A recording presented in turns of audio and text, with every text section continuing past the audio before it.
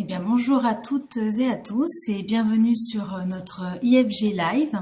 Donc aujourd'hui, j'ai le plaisir d'être accompagnée de Pascal Barnetto, qui est intervenant et expert au sein de notre Institut de haute finance, qui fait partie intégrante donc de l'IFG.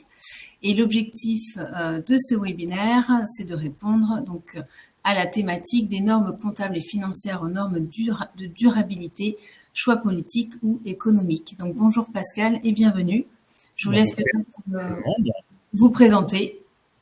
Alors Pascal Barnetto, donc comme l'a dit Claire, je suis donc intervenant à l'Institut de haute finance depuis plus d'une quinzaine d'années et je suis également expert en normes comptables internationales, en IFRS, et je suis également professeur également à l'IE de Bordeaux. Ça marche. Merci Pascal.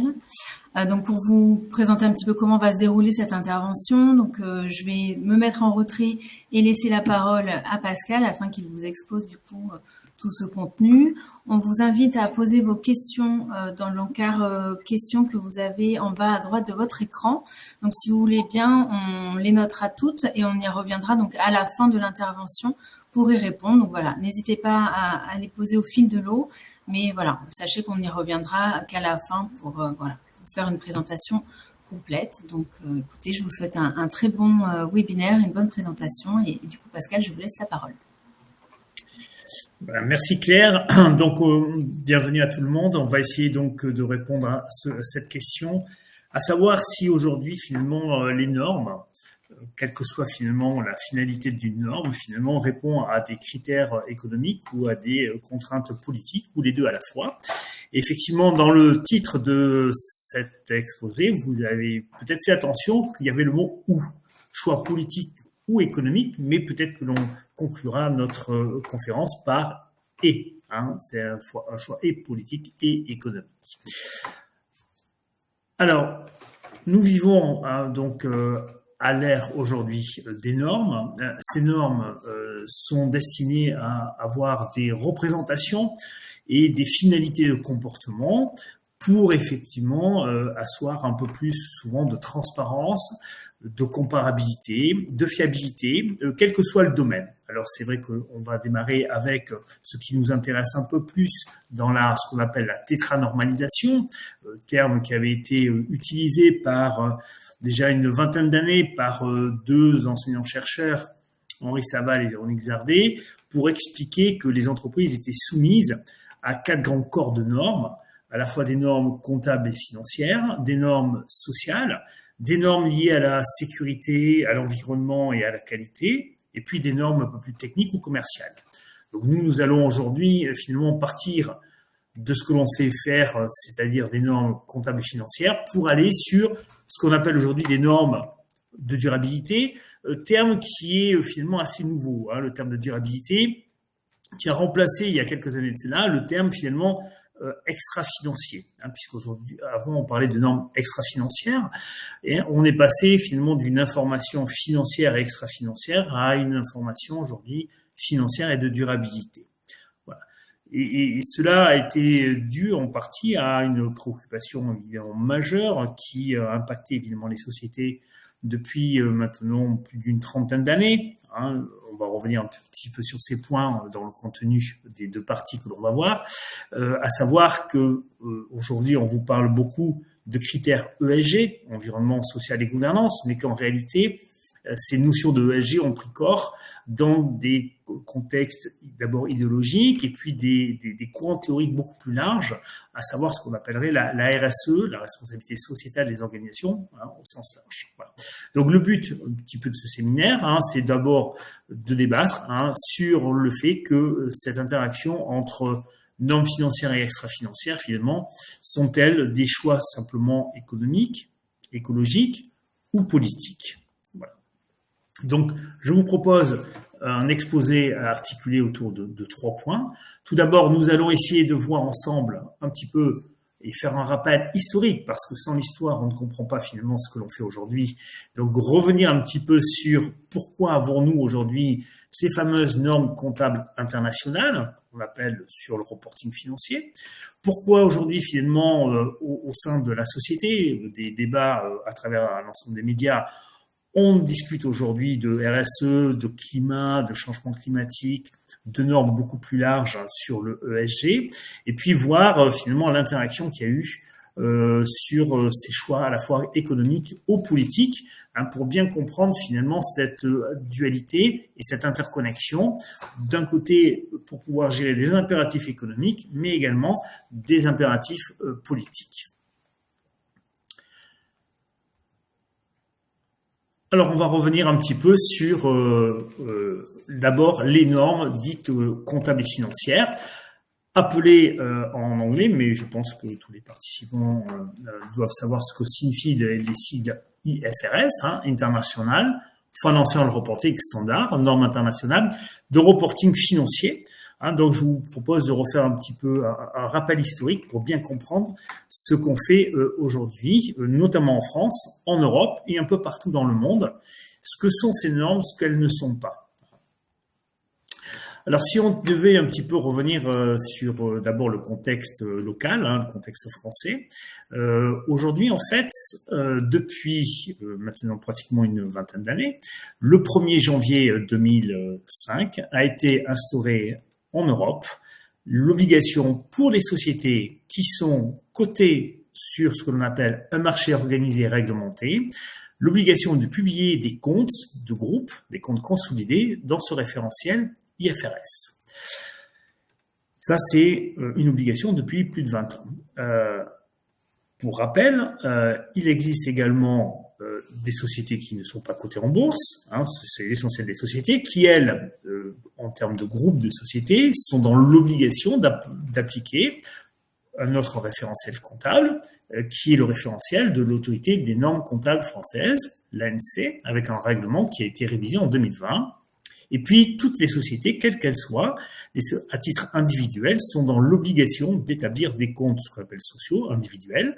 Pourquoi ? Parce que la France, comme beaucoup de pays d'ailleurs dans le monde, sont des pays de connexion entre la comptabilité et la fiscalité. Donc, au moins pour l'administration fiscale, vous êtes obligé de publier des comptes individuels.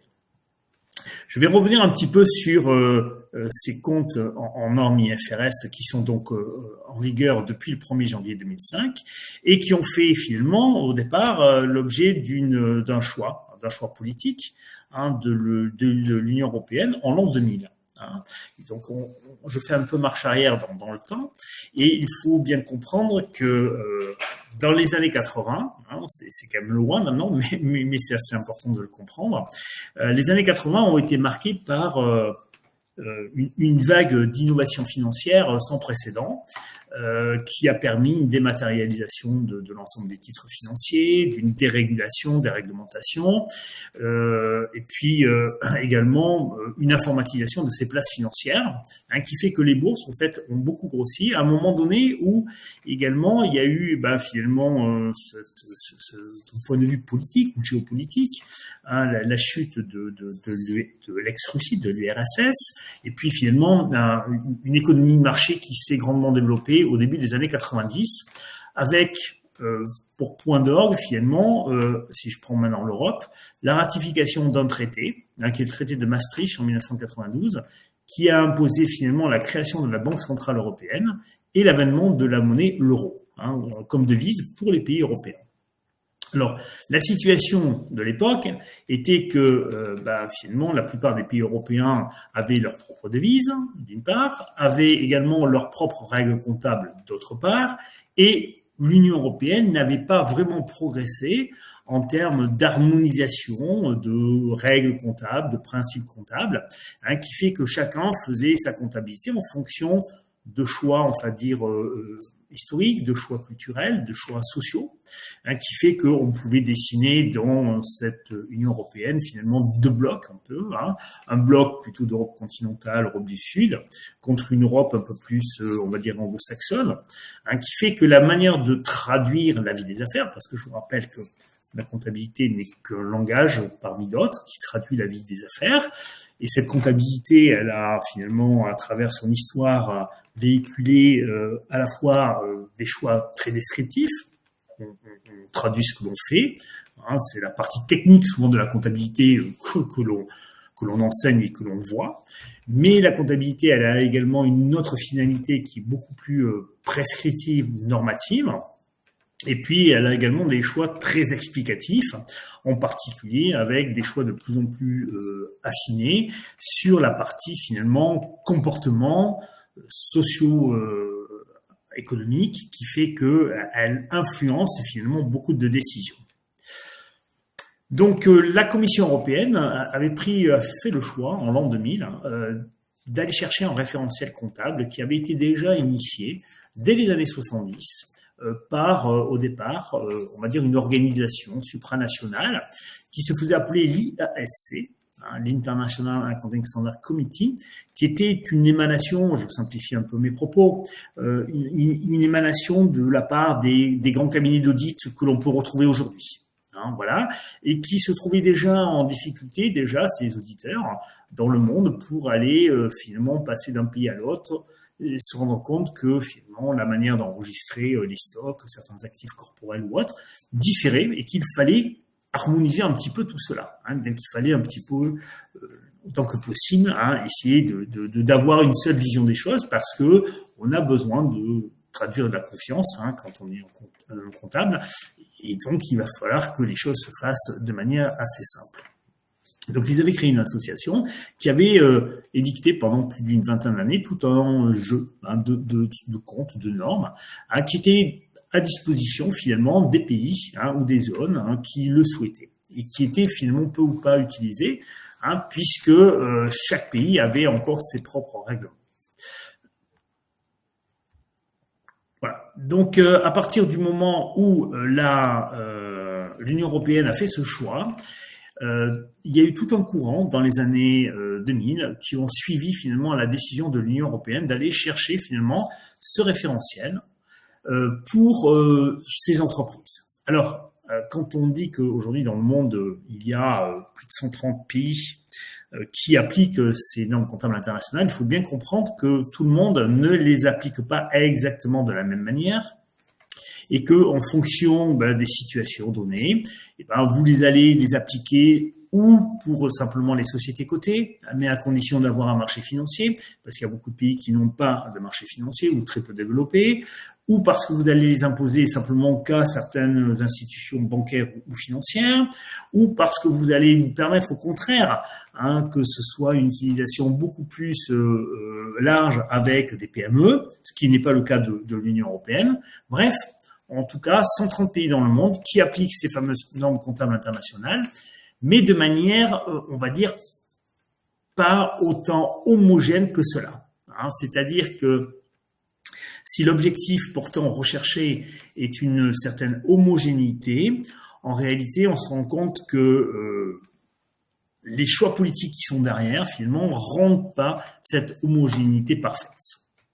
Alors, si on prend quelques critères, et je vais revenir un petit peu sur cette application dans l'Union européenne, mais si on regarde aujourd'hui combien y a-t-il de sociétés cotées dans le monde, c'est un chiffre là que j'ai de 2020, que j'ai pris sur le site du normalisateur comptable international, environ plus de 54 000 sociétés cotées. Il y a en permanence des sociétés qui se font coter et qui se font décoter. Il faut regarder un petit peu combien de sociétés finalement les appliquent, les IFRS, parce qu'effectivement, vous avez à ce jour 4 grandes puissances industrielles. J'ai pris la Chine, le Japon, l'Inde et les États-Unis pour savoir si, à côté de l'Union européenne, qui reste finalement l'Union européenne le principal pays, zone dans le monde à appliquer les fameuses IFRS, savoir si ces autres pays les appliquent. Alors en réalité, la Chine n'applique pas exactement les normes comptables internationales. Pourquoi ? Parce que la Chine souhaite garder son autonomie et sa souveraineté. Et donc, la Chine impose à ses sociétés d'utiliser des normes comptables chinoises qui sont ni plus ni moins finalement que les IFRS, mais qui sont filtrés par le législateur chinois. Quant au Japon, le Japon est un pays qui est assez souple dans l'application de ces différents textes. Le Japon permet à ces sociétés d'appliquer autant les normes comptables chinoises, les normes comptables japonaises, que les normes comptables américaines, que les normes IFRS. Il en est de même avec l'Inde, qui applique également des normes pour raison de souveraineté, de sauvegarde de certains secteurs industriels, qui applique les normes indiennes, mais qui autorise pour certains les normes IFRS. Et le dernier pays qui effectivement n'applique pas en tant que tel pour ses propres sociétés les IFRS, ce sont les États-Unis qui appliquent les US GAAP, alors US pour United States, GAAP qui signifie en anglais Generally Accounting Accepted Principles, les principes comptables généralement acceptés, donc les grandes multinationales américaines que l'on connaît, les Amazon, les Apple, tout ce que vous voulez, en fait, n'appliquent pas les IFRS. En revanche, les sociétés étrangères qui sont cotées aux États-Unis peuvent être en IFRS. Voilà. Donc ça finalement retrace finalement dans le monde les IFRS en termes de pays sont effectivement ces normes les plus employées. Mais si on regarde maintenant au nombre de sociétés cotées dans le monde, en fait, on s'aperçoit qu'il y a sur ces 54 000 environ la moitié à peu près qui utilisent les IFRS, puisque les autres utilisent surtout les GAAP américaines ou les normes chinoises notamment. Alors, qui est en charge finalement de ce référentiel comptable international, IFRS? Donc, cette instance, elle est basée à Londres. Elle a changé de nom, elle a un statut de normalisateur comptable depuis maintenant une vingtaine d'années. Elle se fait appeler l'IASB, ici le cadran rouge à gauche, l'International Accounting Standard Board, où vous avez donc une commission en fait composée de 14 membres avec à la tête un Allemand aujourd'hui, depuis 2021. Et ce board en fait est finalement mandaté par une fondation qui est au-dessus, les trustees, 22 membres, et cette fondation, elle est basée aux États-Unis. Voilà. Alors, depuis 2021, cette fondation a créé le pendant pour les IFRS, mais pour des normes internationales de soutenabilité, de durabilité, qui s'appelle l'International Sustainability Standard Board, l'ISSB. Et donc, vous avez en fait deux types de reporting, le reporting financier avec les IFRS, et puis le reporting extra-financier ou de durabilité avec les fameux Sustainability Standard Board, avec à sa tête un Français, Emmanuel Faber, qui est l'ancien président de Danone. Voilà, Danone qui est la seule entreprise dite à mission des sociétés donc du CAC 40. Alors cette organisation basée à Londres, c'est environ 150 personnes, et elle est en charge d'élaborer ces fameuses normes comptables avec des textes également interprétatifs, des guides d'application, et puis elle se fait conseiller par certaines chambres consulaires ici composées de normalisateurs comptables nationaux. Alors, voilà un petit peu qui fait quoi. Mais en réalité, lorsque l'Union européenne a décidé d'appliquer ces normes comptables internationales, en réalité, elle ne les a pas fait aussi directement que cela, puisque dans le cadre de l'Europe, vous avez la Commission européenne et vous avez le Parlement européen. Et ce sont les parlementaires européens qui visent en fait ces textes de façon à ce que ces textes soient publiés au journal officiel de l'Union européenne. Pour cela, la Commission européenne avait créé une institution dès les années 2001, en fait, qui s'appelle l'EFRAG. Donc, vous voyez ici le petit logo, EFRAG, qui signifie ni plus ni moins que l'European Financial Reporting Advisory Group, qui est en charge, finalement, de filtrer, en quelque sorte, ces normes IFRS pour l'espace européen. Donc, quand, en fait, l'IASB propose une norme comptable et financière, l'EFRAG, qui est un groupement finalement d'experts, finalement, prend la norme, filtre la norme, la teste et dit à la Commission européenne, effectivement, cette norme comptable, elle est tout à fait acceptable pour les entreprises de l'Union européenne. À ce moment-là, la Commission européenne propose ce texte aux parlementaires européens qui votent et le texte est publié au journal officiel de l'Union européenne. Donc, quand nous sommes une société dans l'espace européen, et quand on applique les IFRS, en fait, on applique les IFRS telles qu'elles ont été adoptées par l'Union européenne. Voilà. En 2022, cette EFRAG, qui avait cette mission première de filtrer le reporting financier, a créé également notre pendant, un petit peu comme pour l'IASB qui avait créé l'ISSB, a créé la même chose et a créé l'EFRAG Sustainability Reporting Board pour promulguer des normes de durabilité. Les fameuses normes européennes, que l'on va voir, les ESRS, les European Sustainability Reporting Standards, qui vont être des normes simplement pour les entreprises européennes en matière extra-financière. Et donc, à la tête, vous avez aujourd'hui également un Français, c'est important de le souligner, c'est Patrick de Cambourg, qui est l'ancien président de l'autorité des normes comptables français. Donc voilà un petit peu comment s'organisent en fait ces normes IFRS, parce que effectivement leur objectif dans ces normes IFRS, c'est assez clair. Vous avez dans l'ensemble de textes en fait ce qu'on appelle un cadre conceptuel. Alors un cadre conceptuel, c'est quelque chose qui est souvent méconnu des non-experts en fait en la matière. Un cadre conceptuel, c'est une espèce de chapeau introductif qui explique à quoi sert l'information financière, à quoi elle sert et qui sont les utilisateurs. Donc, on nous dit que l'information, elle sert avant tout d'abord pour les investisseurs, les actionnaires, mais également pour les autres parties prenantes, dont les créanciers font partie, pour évaluer la santé et la performance financière, d'accord, puisque une comptabilité modifiable va réduire les risques liés aux asymétries d'information. Parce qu'effectivement, derrière ces normes comptables, vous avez essayé donc de soulever le problème, ce qu'on appelle le problème d'agence, c'est-à-dire le fait que vous ayez un dirigeant qui ait une information et qui cacherait une information à ses actionnaires ou via son conseil d'administration.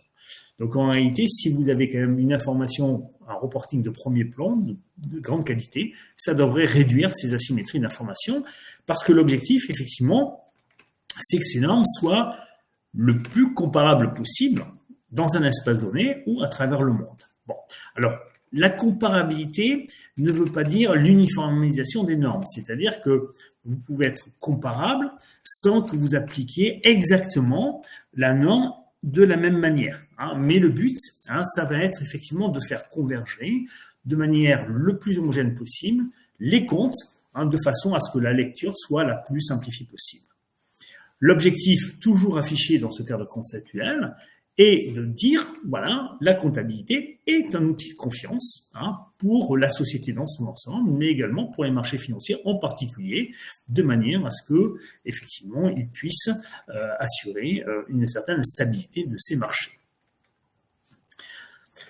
Alors, ces normes comptables internationales, ces IFRS, ont bien évidemment un rôle économique, mais ont un rôle également politique. Alors, économique, parce qu'effectivement, elles ne se limitent pas simplement à décrire ces normes des transactions économiques, parce que si, quand elles ont été implantées pour la plupart des sociétés cotées, au départ, il y avait toute une réflexion à avoir, qui n'était pas une réflexion simplement que technique, c'était pas simplement un changement de logiciel à faire, c'était une réflexion stratégique pour savoir finalement qu'est-ce que l'on veut divulguer et à qui, comment.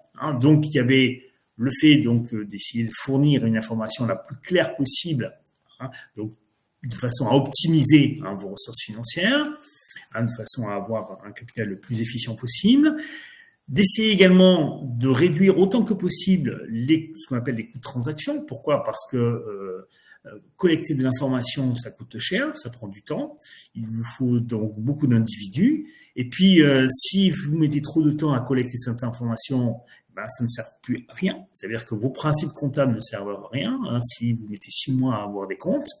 Et puis, le but de ces normes, c'était de stabiliser le système économique pour éviter qu'il y ait des grands écarts qui puissent se produire entre certains langages comptables. Parce que si vous avez le même langage comptable à peu près homogène sur la planète, ça devrait stabiliser, même s'il y a eu des cas majeurs qui ont, à un moment donné, discuté ou mis en avant finalement la faiblesse de certaines normes qui ont par la suite été complètement revues et révisées, en particulier en 2008, pour ceux qui s'en souviennent un peu, il y avait eu cette fameuse crise de subprime qui arrivait des États-Unis, et ce concept de juste valeur, en anglais la fair value, a été largement discuté, puisqu'il avait été positionné comme un espèce de bouc émissaire dans la responsabilité de la crise, sachant que la crise a démarré aux États-Unis, que, comme je vous l'ai dit, aux États-Unis, ils ne sont pas en IFRS.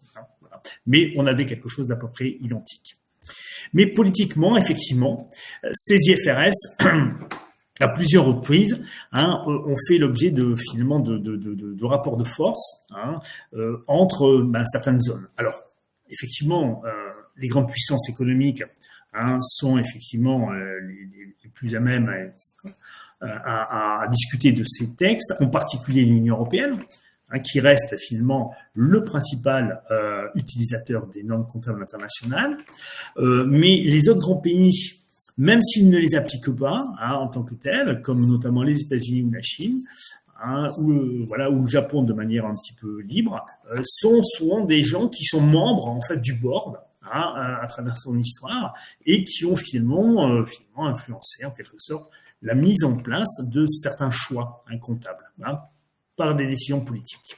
Parce qu'effectivement, ce que l'on peut reprocher un petit peu, entre guillemets, d'un point de vue politique, toujours à ces normes, c'est leur enjeu géopolitique. C'est-à-dire que ce sont des normes qui sont conçues souvent pour des pays où les marchés financiers sont les plus développés possibles.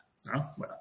Et donc, il y a beaucoup aujourd'hui d'acteurs qui mettent en quelque sorte sous pression finalement ces normes comptables internationales, en particulier les régulateurs des pays. En France, on va pouvoir citer par exemple l'autorité des normes comptables, l'autorité des marchés financiers, mais également aujourd'hui des grands pourvoyeurs de fonds comme la Banque mondiale, le Fonds monétaire international. Bref, tous ces gens-là sont des acteurs qui, à un moment donné, influencent en quelque sorte le normalisateur dans le fait de faire ces textes.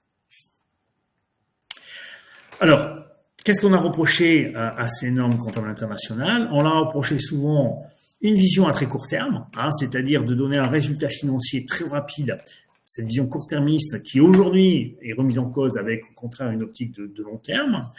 On leur a reproché souvent finalement le fait qu'il y avait un manque d'inclusion de certaines externalités, en particulier le fait qu'elles ne se concentraient que sur des aspects économiques et financiers, même pas juridiques ou fiscaux, et encore moins environnementaux ou autres. Des petits exemples très simples, c'est que par exemple, au début des années 2000, il y avait un texte sur l'enregistrement des émissions de carbone, et ce texte, sous la pression finalement, évidemment, personne ne va vous l'avouer, mais sous la pression de l'OBI, finalement, ce texte a disparu. Si bien qu'aujourd'hui, finalement, on se re-questionne pour savoir comment on enregistre les émissions de CO2, par exemple, de gaz à effet de serre.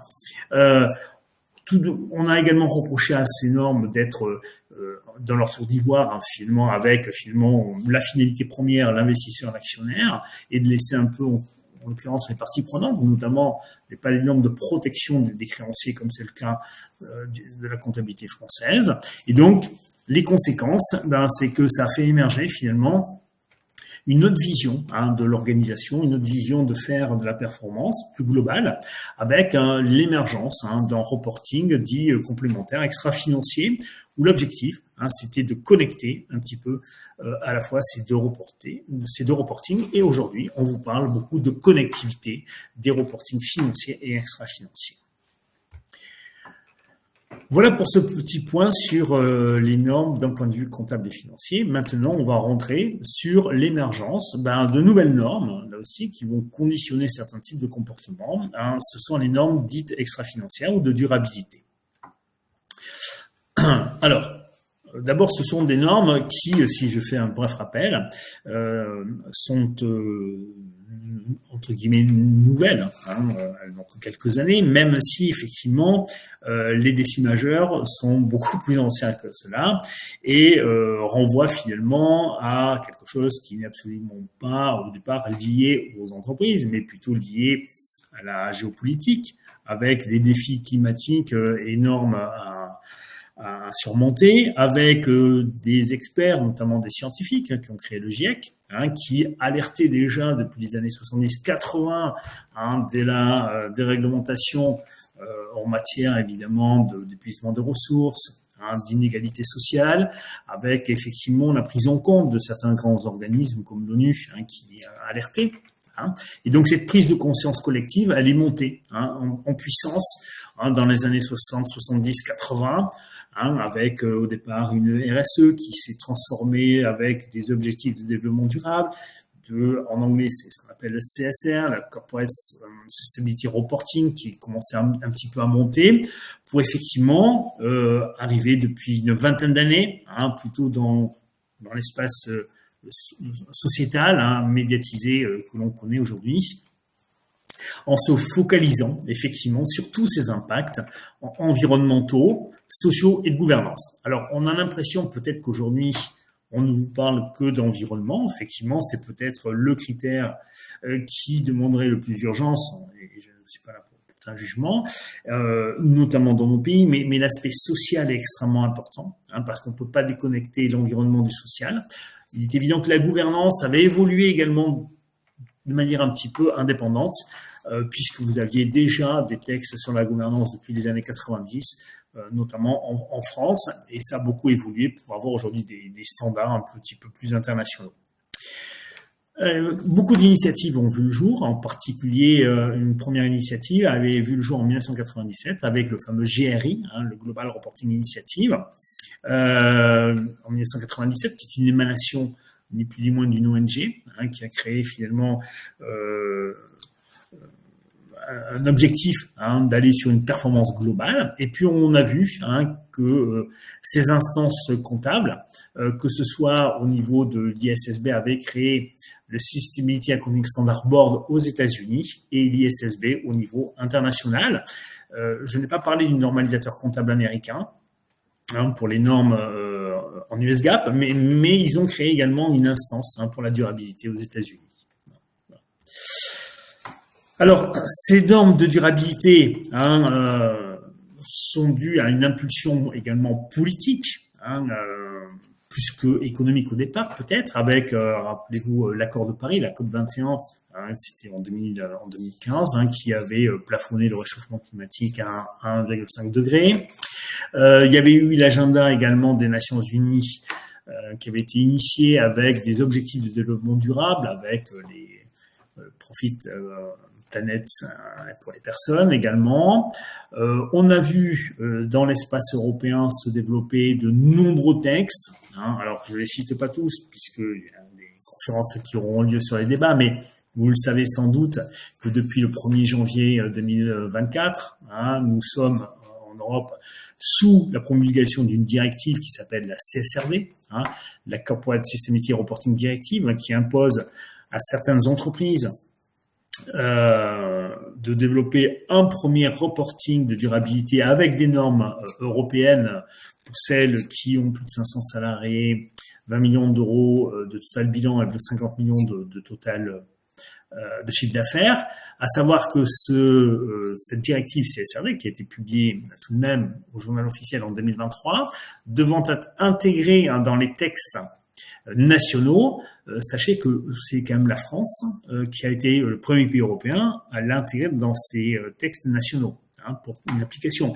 Et qu'aujourd'hui, sauf erreur de ma part, mais beaucoup de pays européens qui ont reçu des semonces de la part de la Commission européenne n'ont toujours pas transféré cette directive européenne dans leurs textes nationaux, en particulier l'Allemagne, et qui freine des deux fers, mais l'Espagne également, les Pays-Bas, pour protéger des pans entiers de leur industrie sur ce texte de CSRD. Nous avons également une taxonomie verte qui est en vigueur depuis le 1er janvier 2022, qui liste finalement les activités pertinentes pour l'Union européenne. Et puis vous avez l'EFRAG, comme je l'ai dit tout à l'heure, qui a promulgué 12 normes ESRS, les European Sustainability Reporting Standards, que je vais vous montrer et je vais faire marche arrière.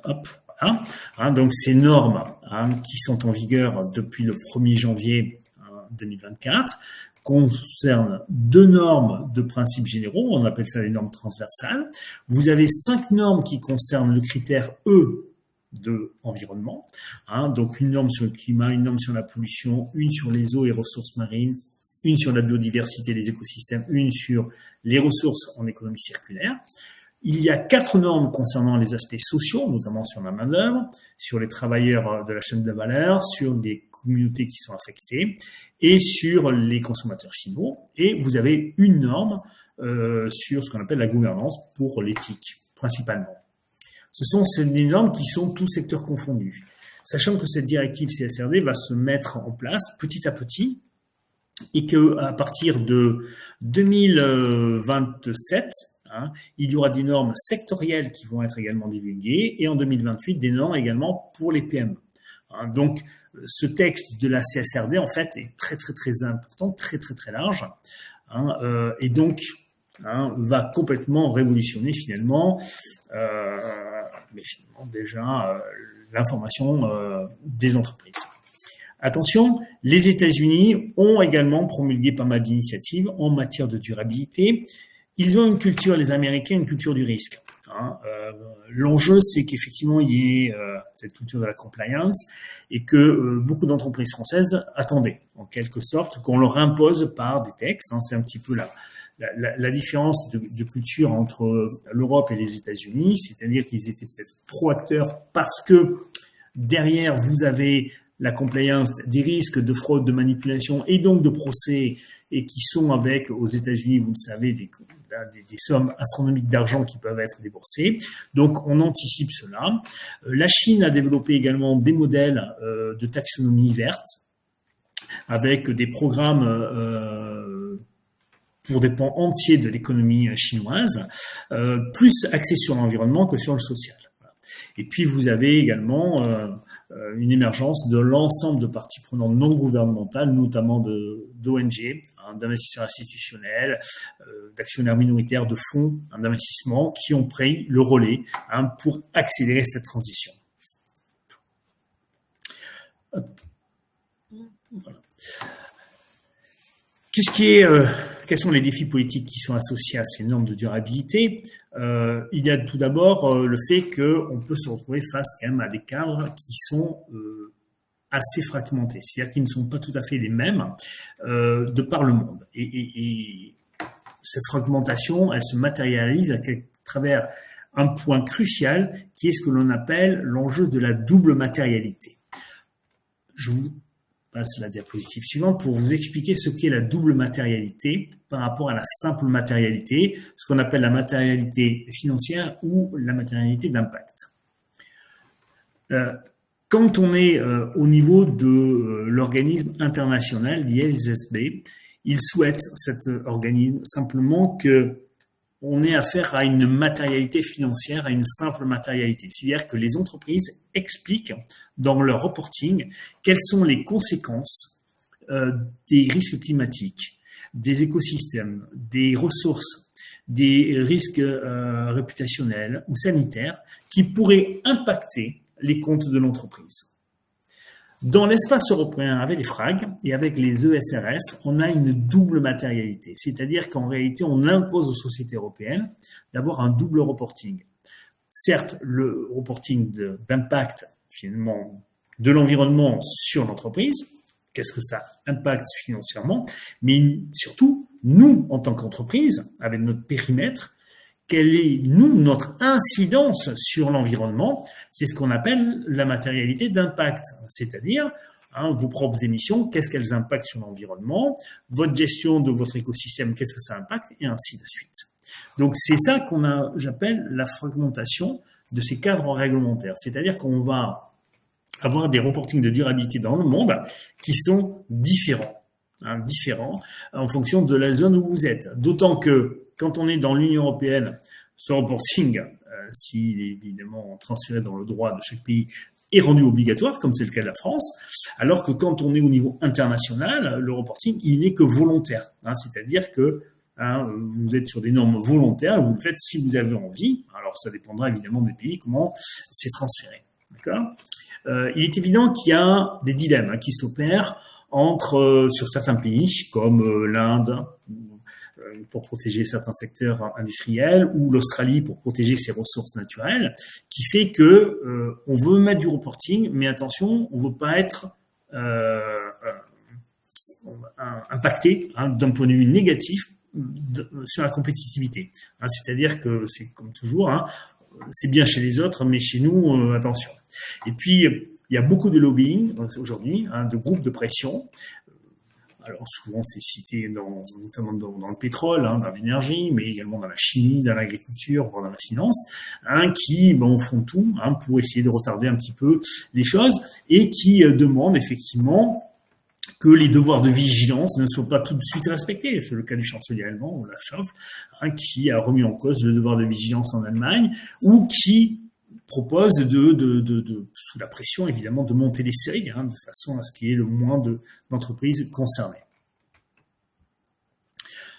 Voilà. Voilà un petit peu pour ces normes de durabilité. Et donc, on va essayer de conclure sur cette troisième partie pour essayer d'analyser un petit peu les choix politiques ou économiques avec cette force un petit peu en présence. Sachant que, voilà, il y a des modèles dominants d'un point de vue politique, avec effectivement le fait que les réglementations puissent imposer certaines normes de durabilité, comme dans l'espace européen ou en Chine. Il y a également des motivations éthiques aujourd'hui, sous la pression, comme je l'ai dit, de la société. Mais il y a également du renforcement ce qu'on appelle du soft power, avec des leaders dans certaines régions qui souhaitent, par exemple, que finalement, il n'y ait pas une suprématie de certains types de normes par rapport à d'autres. L'exemple, c'est un petit peu la Chine, qui finalement, par ses normes comptables, puisqu'il n'adhère pas aux IFRS, mais par ses normes comptables, pourrait influencer toute une partie de l'économie asiatique, de même que ces normes de durabilité pourraient avoir un jeu d'influence stratégique ou géostratégique autour d'elles. Vous avez également ces forces sous-jacentes, avec effectivement beaucoup d'investisseurs aujourd'hui qui, notamment d'analystes financiers, de fonds d'investissement, d'auditeurs, qui ont vu également dans l'extra-financier, dans ces critères ESG, finalement d'abord un terrain nouveau pour faire du business, d'une, et puis de deux qui sont finalement qui appuient beaucoup pour que les entreprises puissent les appliquer le plus rapidement possible. Avec le fait que, comme je l'ai mis, il y a quand même des frontières qui sont tout de même assez floues, en particulier notamment sur le chevauchement de reconnaissance qu'il pourrait y avoir entre l'EFRAG et l'ISSB en matière de reporting, et puis également d'influence de certains lobbying économiques. Donc, souvent, ce qui avait été mis en avant, c'est le principe évidemment de cette souveraineté ou d'influence géopolitique qui va être perçue, parce que souvent les normes de durabilité sont perçues souvent comme d'une part un outil d'harmonisation, mais également une menace pour certains pays, menace pour protéger des pans importants. On le voit, il y a eu dernièrement, par exemple, le rapport de Mario Draghi.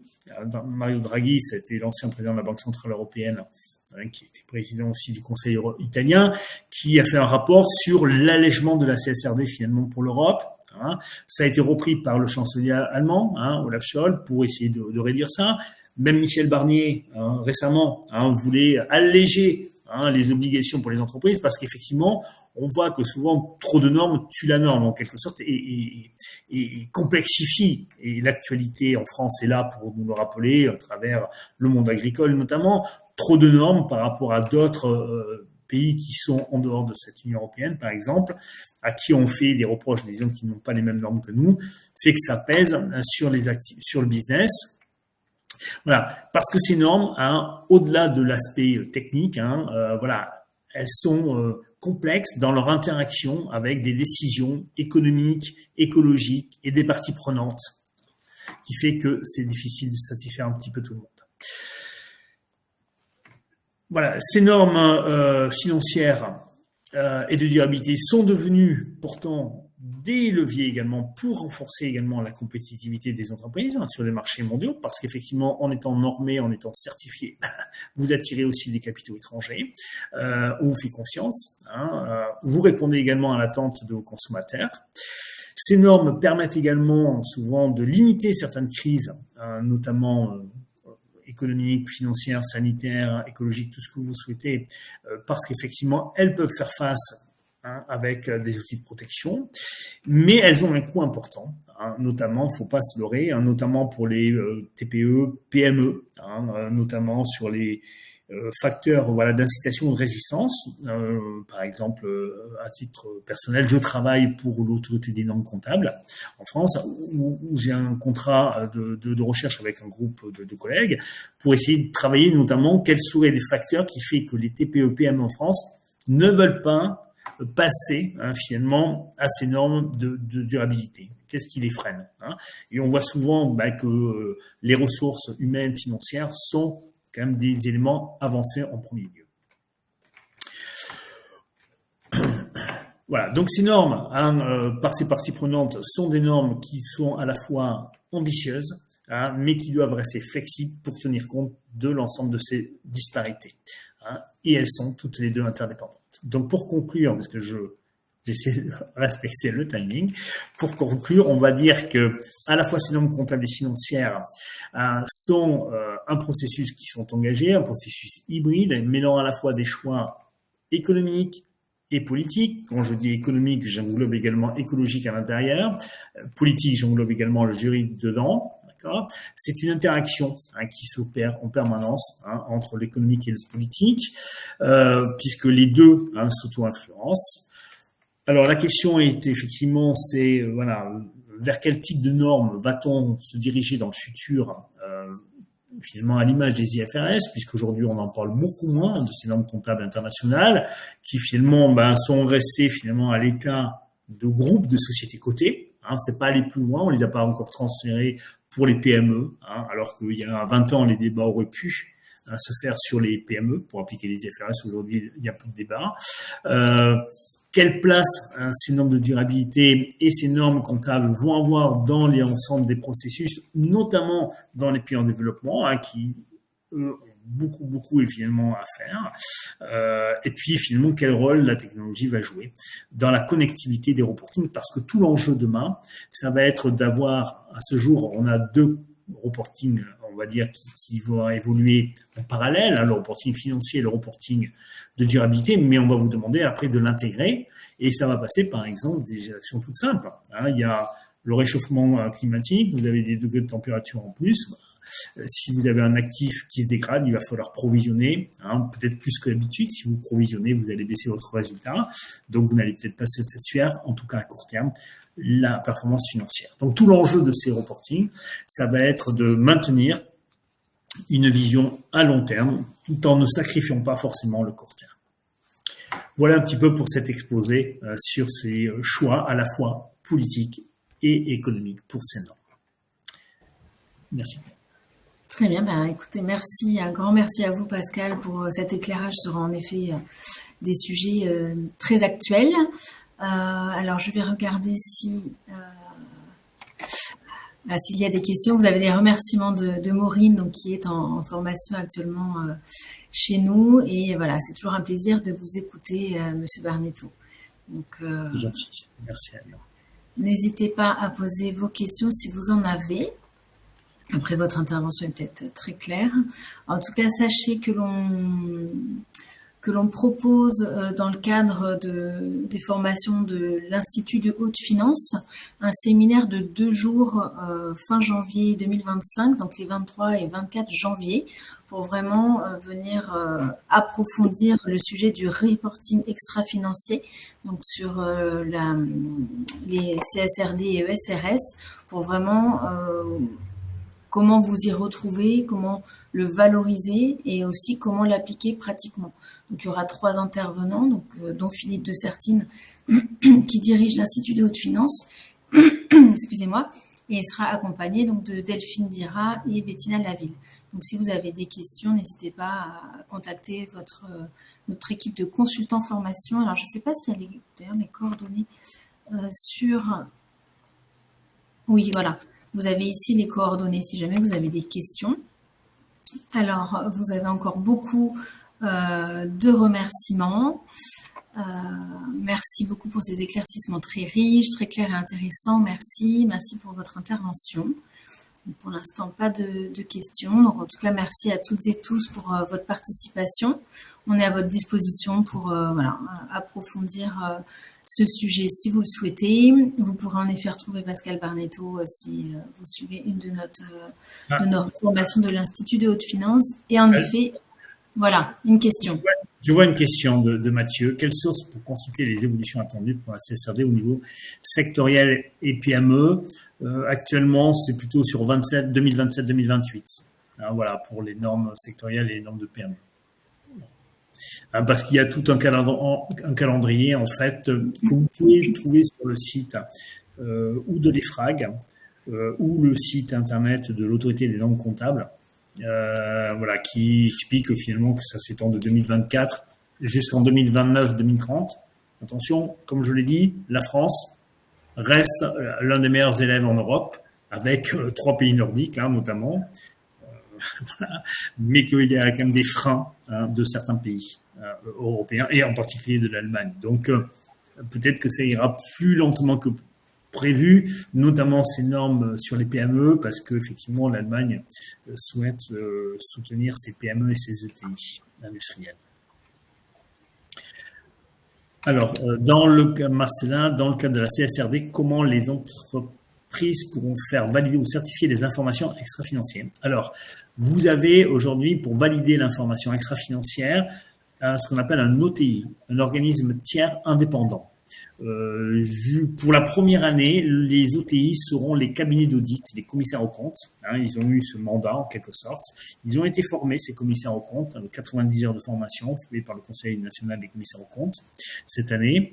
Mais à partir de 2025-26, il y a 2 autres professions qui pourront avoir le statut d'OTI.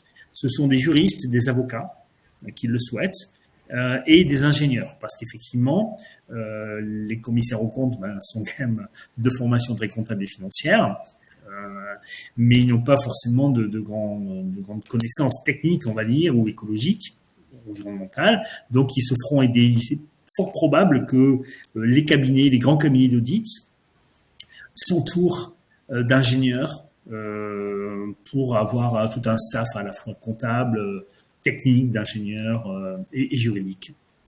Voilà. Merci Pascal.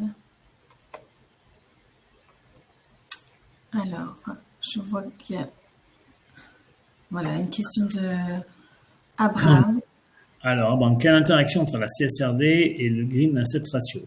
Alors, c'est pas tout à fait les mêmes. Alors, la CSRD est une directive qui impose certains types de normes. Les normes telles qu'elles sont dans l'Europe, en fait, c'est environ alors beaucoup de ratios ou de mesures sont à la fois et qualitatives et quantitatives. Pour vous donner à peu près un ordre d'idée, il y a eu 1200 ratios, critères d'information possibles dans tout le lot. Mais pour celui que vous me dites, le ratio d'actifs verts, lui, il relève plutôt d'autres textes que le simple CSRD, en fait. Voilà. Donc, c'est pas tout à fait, l'interaction, elle n'est pas directe. Merci. Alors, j'ai une Jean-Bernard. Alors, comment les entreprises valorisent leurs émissions de CO2 lorsqu'elles doivent détenir des quotas carbone relatifs à l'ETS? Alors, c'est une question beaucoup plus technique. Donc là, on est dans la finance carbone. Je sors un livre sur la finance carbone qui devrait sortir au mois de janvier prochain, donc avec plusieurs collègues. Alors, le problème, c'est que vous avez des enregistrements dans les cadres comptables nationaux. Le plan comptable général français a prévu cela. Vos quotas d'émissions de CO2, soit ils sont considérés comme étant un actif à long terme, soit ils sont à court terme, ils sont des stocks. Tout dépend si vous êtes dans un modèle de production ou si vous êtes dans un modèle de trading. C'est-à-dire que si vous achetez des quotas de CO2 pour faire des achats-ventes, en fait, ça va être du court terme, donc c'est considéré comme un stock. Si au contraire, vous les gardez pour décarboner, par exemple, une industrie ou une filiale, par exemple, vous allez les mettre à l'actif de votre bilan.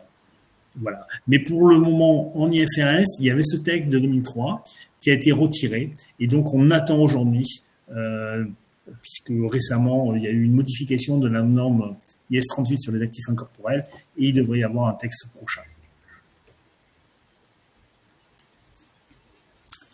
Merci Pascal. Alors, je ne vois pas d'autres questions. Eh bien, écoutez, je pense qu'on peut vous libérer. En tout cas, n'hésitez pas à nous solliciter s'il y a quoi que ce soit, enfin voilà, des interrogations, même s'il y a des thématiques que vous souhaiteriez que l'on aborde aussi dans ce cadre d'intervention sous forme d'IFG Live. Donc, n'hésitez pas. Encore merci, Pascal, pour cet Beaucoup. éclairage. Et puis, au plaisir de vous retrouver toutes et tous. Et puis, vous pourrez revoir encore le replay si besoin. Donc, merci beaucoup et puis à très bientôt. Au revoir. Très bientôt. Merci à vous. Au Merci, au revoir. revoir.